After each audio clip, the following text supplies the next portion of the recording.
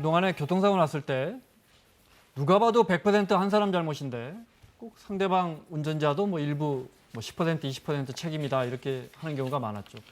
앞으로는 100% 운전자, 그 운전자 잘못이면 책임도 100%그 운전자에게 묻겠다는 건데 이거 좀 살펴보겠습니다. 구체적으로 그 과실 비율 뭐 8대2 뭐 경험이 누구나 다 있는데 운전자라면 이거 어떻게 계산하는 겁니까? 사실은 그 계산이라고 하는 거가 우리가 보기에는 100% 저 사람 잘못이어도 나에게 무조건 20%, 30%를 그 과실이 있다라고 인정해버리는 게 그동안의 관례였죠. 그래서 관례대로 혹은 판례에서 얘기한 대로 사실은 이 과실 비율이 정해져 왔는데 문제는 그렇게 하다 보니까 진짜 누가 가해자고 누가 피해자인지를 확인할 길이 없다라고 하는 거. 그래서 그것 때문에 법원이나 경찰도 사고가 난 다음에 오는 거잖아요. 그 현장에. 그러면은 실제 누가 피해자인지 누가 가해자인지 정확히 알 수 없기 때문에 그거를 정말 하나부터 열까지 과학적으로 분석해서 따져보기보다는 그냥 이런 유형의 경우에는 대강 누구는 20%더라, 누구는 30%더라 이런 식으로 그냥 관리적으로 하는 게 그러니까 정말 아무 잘못이 없는 운전자가 그냥 관행적으로 10%, 20% 많게는 30%까지 그렇죠. 책임을 지는. 그래서 이걸 고쳐보겠다, 금융당국이. 그러니까 기존에는 그냥 우리가 생각하거나 복잡하게 뭔가를 얘기할 게 없는 거죠. 보험회사 직원이 와가지고 이런 사고 유형은 그냥 8대입니다. 그러면은 자기들끼리 보험회사들끼리 어떤 손해보험 비율을 정해서 거기에 따라서 산정해버리면은 운전자가 개입할 여지가 별로 없었던 거죠. 그런 사고 유형이 57가지가 있었는데 100% 과실 인정 비율은 15%, 9개 정도에 불과했던 거예요. 그러니까 그냥 관행적으로 8대2 뭐 이런 식으로 결정을 해버렸다는 거죠. 자, 그러면 어떤 경우에 100% 책임을 물리는 건지 화면 잠깐 보겠습니다. 차로 변경이 금지된 구간인데요. 왼쪽 꽉 막힌 2차로에 서 있던 승용차가 갑자기 끼어들어서 3차로를 달리던 차량에 그대로 부딪힙니다. 누가 봐도 저 차량 운전자가 100% 과실인데 또 다른 경우입니다.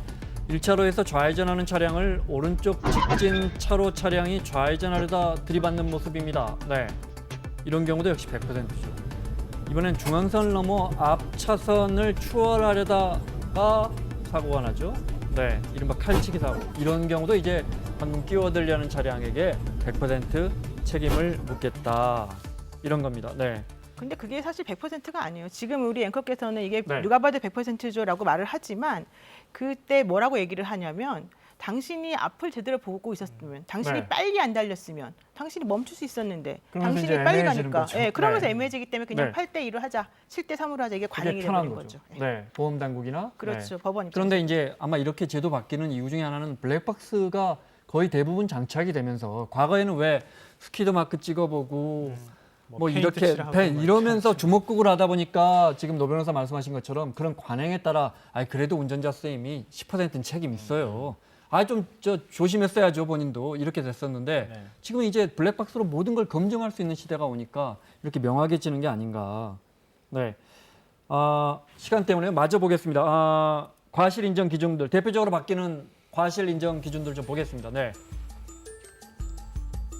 노 변호사가 설명을 해주실까요? 그러니까 이건 방금 설명드린 그거네요. 그렇죠. 같은 방향으로 가면은 보통 예전에는 무조건 8대2였는데 이제는 그렇지 않고 누가 먼저 이 사고를 야기했냐를 보고서 사고를 야기한 사람에게 100% 책임을 묻겠다는 거죠. 다음 거 볼까요?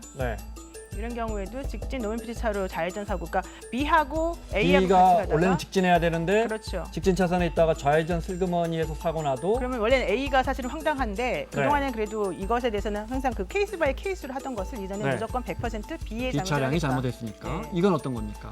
이런 경우 지금 A가 자전거만 다닐 수 있는 그 자전거 전용 도로로 가고 있는 중에 B가 우회전하다가 자전거하고 부딪히게 되면 무조건 B한테 책임을 100% 묻겠다는 거죠. 또 볼까요? 이런 경우에도 A가 지금 회전하려고 하고 B는 회전 방향으로 그대로 가려고 하다가 만약에 둘이 사고가 나면 이 경우에는 누구 잘못인지 계속 다 따져보는 복잡한 일이 있었는데 이건 아예 그냥 8대1로 나눠버리겠다. 기본적으로 B는 계속 회전 교차로에 있었으니까 B 과실은 0%다 이렇게 보는 겁니다. 또 볼까요? 이륜차 사고 이거는 A가 직진하고 있는데 이제 B가 반대쪽이나 옆 차선에서 오다가 우리랑 부딪히게 되면 예전에는 이거를 3대7로 해가지고 A는 잘못이 없다. 왜? 자기가 가던 방향이니까 이렇게 말했거든요. 그런데 이거를 이제 아예 바꿔가지고 A가 오히려 사고를 유발했다 해서 7대3으로 바꿔버립니다. 이건 좀 아주 이례적입니다. 그렇습니다. 하나 더 볼까요?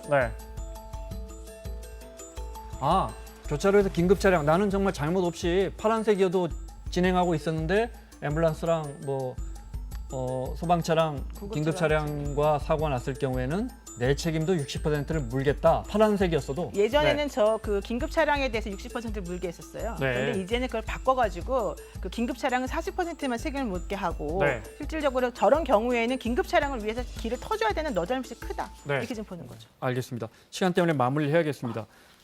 앞차에서 갑자기 뭐가 툭 떨어져서 난 따라가다가 그냥 추돌했는데 이런 것도 과거에는 뒤에 차량에게 뭐 전방 주시 태만 네. 뭐 이런 거 해가지고 조금 책임 물었는데 앞으로 이제 그런 거 안 한다. 예, 40% 정도 책임을 져야 됐어요. 네. 왜냐하면은 뒤따라오다가 물건이 떨어질 것 같으면 피할 수 있었는데 왜 못 피했느냐 이런 건데요. 네. 지금 앞차한테 100% 책임이 있는데 네. 다만 안전거리를 유지해야 된다는 거죠. 네. 안전거리 유지하지 않고 가다가 네. 만약에 앞차에서 적재물이 떨어졌을 경우에는 공동 같이 책임을 져야 됩니다. 네.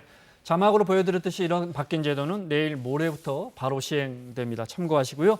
자, 마무리하겠습니다. 김성환 평론가, 노영희 변호사 수고하셨고요. 사사건건 내일은 김영우, 표창원 의원과 함께 돌아오겠습니다. 고맙습니다.